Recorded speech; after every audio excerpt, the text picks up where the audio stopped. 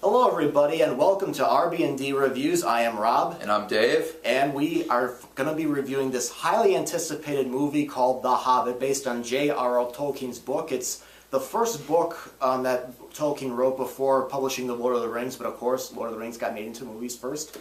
And Dave, you're a die-hard Tolkien fan, so what did you think of the movie?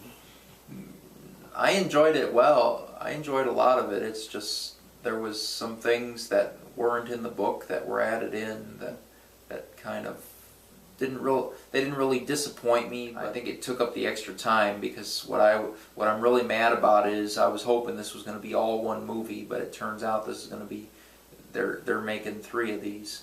It's gonna be in pretty much serial form. It's a trilogy. Mm-hmm. Yeah, I agree. I personally, maybe I'm wrong, but I thought the whole book could have been one film. But I know a couple of years ago, when Guillermo del Toro was supposed to be directing it, he said it was going to be split into 2 films. And just a few months ago, Jackson said that he was going to make it 3. Yeah. So, I mean, I can see some people's disappointment because when I was leaving the movie theater, I heard somebody, I don't know if she was a fan of the book or not, but she's like, I like this movie, you know, it's not fair, I want to see more, and that's how it that's how I felt, and plus I don't like how the next movie's not going to be out till the end of the year next year, and then the third part is not coming out till 2014. In December. I think that Peter Jackson did create a very visually stunning movie. The movie looked great. It was very well shot. And I felt like the Lord of the Rings trilogy. I felt like I was in Middle-earth, like I was really there watching all this take place, like you're watching all this take place. And I really liked the acting. I really liked Martin Freeman as Bilbo, the younger Bilbo Baggins. He played a very great, befuddled Hobbit who's not really sure what he wants. He's trying to live up to the standards of Hobbiton, but there's this little thing inside him where he's curious about going on this adventure that's proposed to him. He's being asked by Gandalf to come with these dwarves to get their treasure back, so that's an interesting proposition. Some of the actors, like Ian McKellen as Gandalf, for me, it's been over 10 years since the trilogy was shot. The Lord of the Rings trilogy was shot, so there were a few times I felt like Gandalf, Ian McKellen was still trying to find his way getting back in the character, but sometimes it worked. So I think the acting for the most part was pretty good.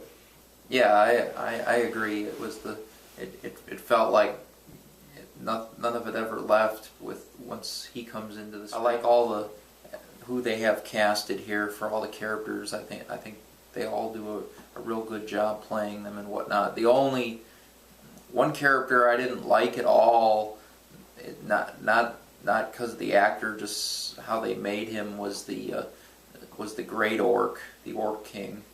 I don't think he was scary enough. Really, he was more kind of like comedical, you know. Oh, the Great Goblin. Yeah, he wasn't scary. I mean, I remember how scary he was, like in the Hobbit cartoon and whatnot. You know, he was an evil bastard in the cartoon, just a real bitch. But in this one, he's not scary at all. He just looks like an overgrown, obese man, basically. I think despite some of the changes, I mean, here's the thing about adapting books to movies. They're 2 different media. So what works on the pages may not work on the big screen. I mean, despite these changes, I think the movie was faithful to the spirit of Tolkien's books. That you touch about. They touch on pride. They touch about, get out of your house and do something, because Bilbo is staying in his home. And I think these things are just as relevant today in this day and era. But here's the problem I had with the movie. There's Jackson did, and his screenwriters did make a few changes here and there. They didn't all bother me, but there were 2 problems I had with the movie. One, they added the character of Radagast the Brown. He's a wizard that appears in a couple of the Lord of the Rings books. He just didn't get to make it into the movie. Yeah. And there's a subplot involving an old enemy of Thorin's that's following him. Those 2 are not in the book, and I felt like it stopped the story cold. I mean, when they follow the book and you go with the Bilbo and the dwarves and Gandalf on their journey, I thought it moved very well and I was very involved. But when these 2 new subplots came in, I felt like it stopped the movie cold and it didn't advance. Yeah, and and I remember when I was in the theater, there was people starting to think, are they using this Radagast guy in place of Peter Bjorn the Hunter? But then I was telling them, no, Peter Bjorn the Hunter won't show up until later anyway, until after the spiders. Jackson's really putting in, clues about what's going to eventually happen and what will become the Lord of the Rings trilogy. In The Hobbit, the only clue you had was the ring, because The Hobbit came first.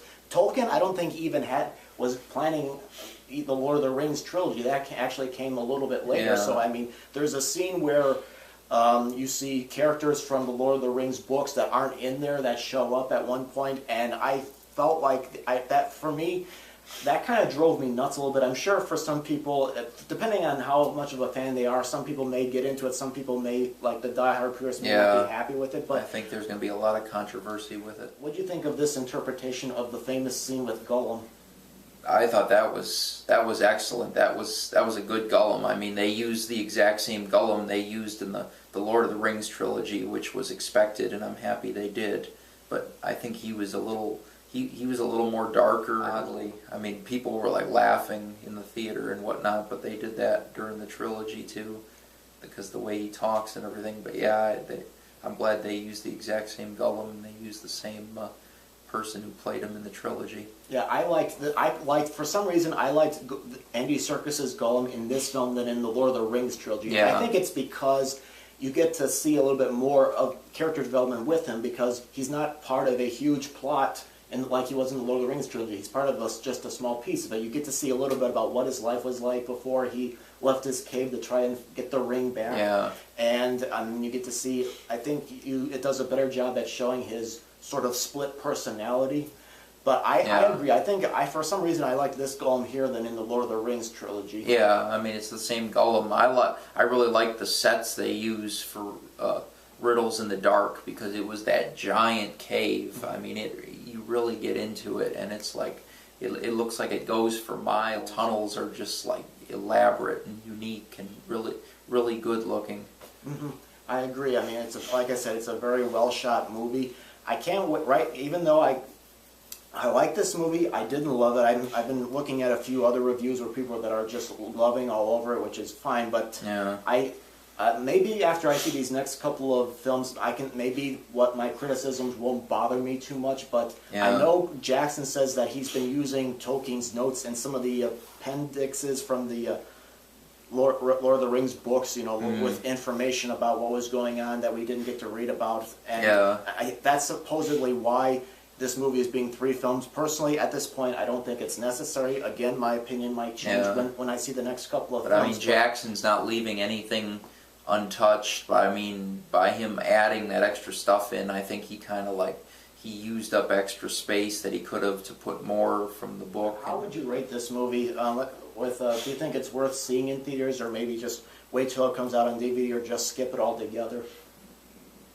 I'm gonna say see it in theaters, only because it's not the entire movie, and unless you see this in theaters, then if you wait to see this in theaters, then you're more or less not gonna probably go see the other 2 films, and that's pretty much gonna wreck it.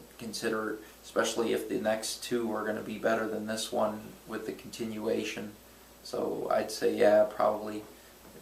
You pretty much almost have to see it in theaters. I'm going to give it a see it in theaters rating too. I mean, even though I had problems with it, I think it looked very good on the big screen. I thought it was a great adventure. It's just there were a couple problems I had with it, with the plot. But overall, I think it's definitely worth checking out and seeing. Okay, well, thanks very much, Dave, and thank you very much for watching. And now we're going to open the floor to you. What did you think of The Hobbit if you have seen it? Post your comments and let us know. And thank you very much for watching.